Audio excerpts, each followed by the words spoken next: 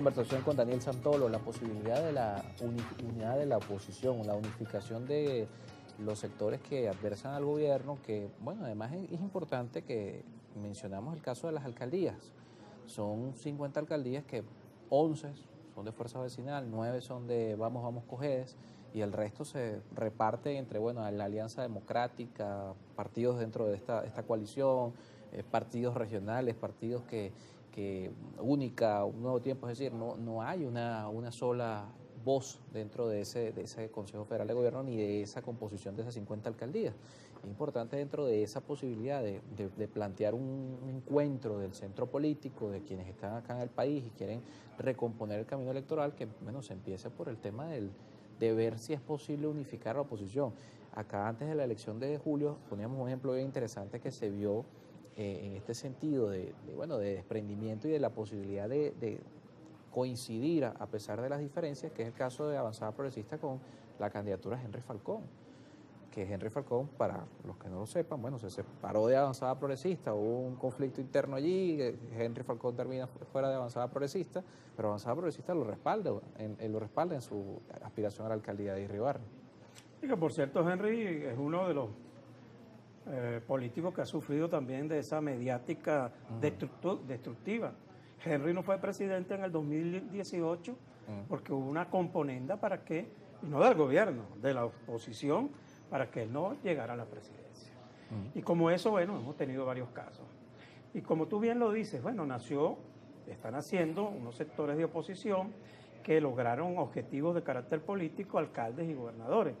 Yo considero, debería ser, no sé, una propuesta que le hago al propio gobernador Galíndez, que convoque a esos alcaldes, haga una reunión y discutan más o menos hacia dónde ven ellos la gestión, cómo realizar una excelente gestión para demostrarle al país que también se pueden hacer las cosas bien.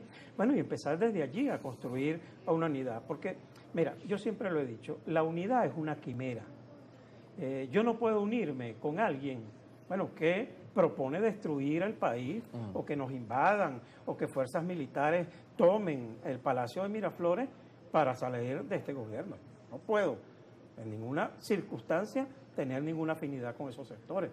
Entonces, tenemos que construir una unidad, pero una unidad bajo qué parámetros. La democracia, la construcción de un movimiento social que vaya a mejorar la situación social, económica y laboral del país. De lo contrario no tiene sentido. ¿Unirnos para qué? ¿Unirnos alrededor de qué? Del odio, de la venganza. No, eso no tiene sentido. Entonces, bueno, bien bueno, como tú bien lo decías, estos alcaldes, allá hay de muchas organizaciones políticas, organizaciones regionales, bien bueno sería un encuentro de esos alcaldes, que el gobernador Galíndez los coordinara. Bueno, y se diera una discusión de carácter político, hacia dónde vamos. Y desde ahí que nazca de verdad una unidad venezolana, patriota, y hay que decirlo así, que crea en el país, bueno, y que no dependa de los mandatos de afuera. Porque yo lo dije la otra vez, creo que estuve yo aquí contigo hace 2 meses, aquí hay una oposición que copió exactamente la oposición cubana mayamera, que tiene 62 años diciendo que Fidel iba a caer. Bueno, y está el régimen de los Castro, un país destruido gracias a una acción de un gobierno, el gobierno norteamericano, que ha destruido ese país porque no lo ha dejado desarrollarse ni económica ni políticamente. Bueno, eso es lo que pretenden para Venezuela. La misma oposición esa, mantenida desde Miami, con los recursos, por cierto, que se robaron de Venezuela, bueno, quieren destruir al país. Yo con esa oposición absolutamente nada. No quiero ni siquiera hablar con esa oposición. Pero hay sectores en el interno del país que queremos a Venezuela, que queremos que esto mejore. Claro. Y hay que entonces empezar a trabajar sobre ello, buscar encuentros. Bueno, pero el Parlamento puede ser una oportunidad para eso. Ahí está el Parlamento. Ahí hay una ahí van a estar representados sectores de la oposición, si que lamentablemente una sola fracción o cuántas fracciones que lamentablemente no nos pudimos poner de acuerdo ahorita en este proceso electoral. Bueno, porque ahí hay resquemores también. Ahí, yo sé que esa oposición, que yo la llamé la oposición del Chavo del Ocho, ahorita que está de moda, porque bueno, no, que eran como el Kiko, no te ajuntes con esa chusma. Entonces, ves de ese sentido a compañeros que han luchado con uno por años. Ejemplo, yo al lado de Capriles fui coordinador del movimiento de trabajadores con Capriles en el 2012 cuando enfrentó a Chávez. Bueno, ¿por qué yo no me puedo sentar o por qué Capriles no se puede sentar con Avanzada Progresista? ¿Por qué en un nuevo tiempo no se puede sentar con Avanzada Progresista y con otras organizaciones políticas y dar una discusión seria de hacia dónde vamos, cómo vamos y para qué vamos? Entonces, bueno, el llamado es a eso, a entendernos, a construir una oposición, una verdadera unidad, pero una unidad bajo criterios, con un plan ciertamente estratégico para avanzar políticamente.